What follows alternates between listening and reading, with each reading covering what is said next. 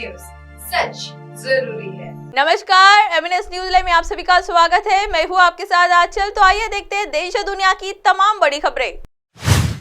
आइए डालते एक नजर हेडलाइंस पर। आर्सेलरमैत्तल खदान में लगी आग में 21 शव बरामद, अभी भी कई लोग लापता, सरकार ने लिया बड़ा फैसला।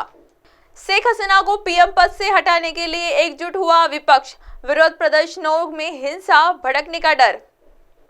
मालदीव से भारतीय सैनिकों की हो सकती है वापसी, नवनिर्वाचित राष्ट्रपति मोहम्मद मुइज बोले, नई दिल्ली के साथ शुरू हुई बातचीत। आइए देखते खबरें विस्तार से। आर्सेलरमैत्तल खदान में लगी आग में 21 शव बरामद, अभी भी कई लोग लापता, सरकार ने लिया बड़ा फैसला।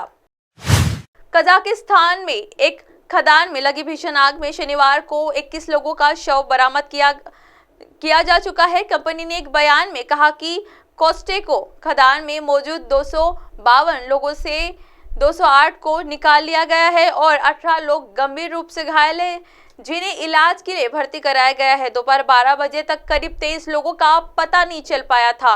कजाकिस्तान में एक खदान में शनिवार को लगी भीषण आग में 21 लोगों की मौत हो चुकी है। ये कंपनी लक्जमबर्ग स्थित इस्पात निर्माता की स्थानीय इकाई जो खदान का संचालन करती है। कंपनी ने एक बयान में कहा कि कोस्टेको खदान में मौजूद 252 लोगों से 208 को निकाला गया है और 18 लोग गंभीर रूप से घायल हैं, जिन्हें इलाज के लिए भर्ती कराया गया है।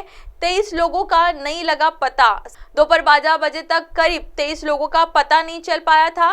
कजाक राष्ट्रपति कामिस जोमार्ट टोकाय ने पीड़ितों के परिवारों के प्रति संवेदना व्यक्त की है। उन्होंने अपने मंत्रिमंडल को आर्सेलरमैत्तल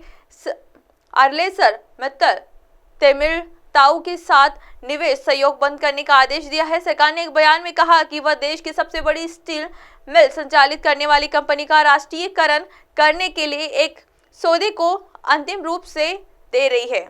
आइए बढ़ते हैं अब अगली खबर की ओर। शेख हसीना को पीएम पद से हटाने के लिए एकजुट हुआ विपक्ष, विरोध प्रदर्शनियों में हिंसा भड़कने का डर। विपक्षी पार्टी बांग्लादेश नेशनलिस्ट ने प्रधानमंत्री शेख हसीना के इस्तीफे और अगले साल आम चुनाव की देखरेख के लिए एक गैर पक्षपात पूर्वक कार्यवाहक सरकार को सत्ता सौंपने की मांग की है। विपक्षी पार्टी ने इस मांग को लेकर राजधानी में एक सामूहिक रैली आयोजित करने की योजना बनाई है।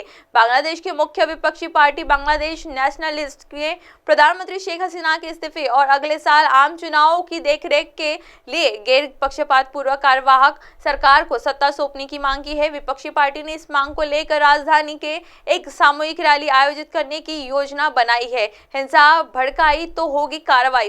दूसरी ओर सत्तारूढ़ अवामी लीग पार्टी ने चेतावनी दी है कि अगर प्रदर्शन के नाम पर हिंसा भड़काने की कोशिश की गई तो उससे सख्ती में निपटा जाएगा। सत्तारूढ़ पार्टी ने कहा कि वो विपक्षी पार्टी बांग्लादेश नेशनलिस्ट में मुख्यालय के पास एक शांति रैली आयोजित करेगी, जहां पार्टी के नेता पूर्व प्रधानमंत्री खालिदा जिया के समर्थन इकट्ठा होंगी। राजनीतिक विरोध प्रदर्शनों के दौरान हिंसा का इतिहास। विपक्ष का कहना है कि वह हसीना को हटाने के लिए अंतिम प्रयास कर रहे हैं, क्योंकि चुनाव आयोग जनवरी में होने वाले देश में 12वें राष्ट्रीय चुनाव की घोषणा करने की तैयारी कर रहा है। बांग्लादेश के राजनीतिक विरोध प्रदर्शनों के दौरान हिंसा का इतिहास रहा है, खासकर चुनाव से पहले। आइए बढ़ते हैं अगली खबर की ओर। मालदीव से भारतीय सैनिकों की हो सकती है वापसी, नवनिर्वाचित राष्ट्रपति मोहम्मद मुइज बोले, नई दिल्ली के साथ शुरू हुई बातचीत।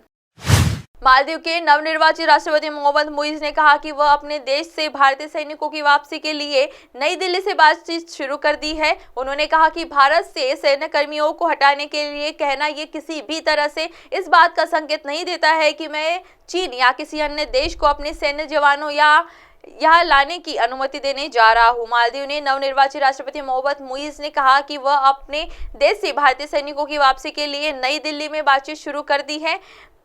साक्षात्कार में उन्होंने बातचीत को सही दिशा और सफल करार दिया है। मालूम हो कि मोहम्मद मुइज ने पिछले माह मालदीव में उपस्थित भारतीय सैनिकों को हटाने के लिए एक प्रमुख अभियान चलाया था। भारत के साथ चाहते हैं द्विपक्षीय संबंध। मोहम्मद मुइज ने साक्षात्कार में कहा है कि उन्होंने पहले ही भारत सरकार के साथ सैन्य उपस्थिति को हटाने के संबंध में बातचीत शुरू कर दी है। उन्होंने नई दिल्ली के साथ की जा रही है वार्ताओं को सफल करार देते हुए कहा है कि हम भारत के साथ एक द्विपक्षीय संबंध चाहते हैं जो दोनों देशों के लिए फायदेमंद हो। हालांकि उन्होंने साफ तौर पर कहा है कि मालदीव में भारतीय सैनिकों की जगह अन्य दूसरे देश के सैनिक नहीं लेंगे। 70 भारतीय सैन्यकर्मी मालदीव में ही मौजूद। अब आप हमारे चैनल को आपके मोबाइल पर भी देख सकते हैं। मोबाइल ऐप पर देखने के लिए प्ले स्टोर से एमएनएस न्यूज टीवी आप डाउनलोड करें। इंस्टालिंग ट्विटर, हाईकुक, फेसबुक और कई सोशल मीडिया प्लेटफॉर्म पर हमारा चैनल उपलब्ध है। आप हमारे चैनल को लाइव भी देख सकते हैं www.mnsnewstv.com पर। फिलहाल वक्त हो जिला दर्शकों को ब्रेक का। ब्रेक से लौटने के बाद देखिएगा देश और दुनिया की तमाम बड़ी खबरें। बने रहिए एमएनएस न्यूज के साथ। नमस्कार।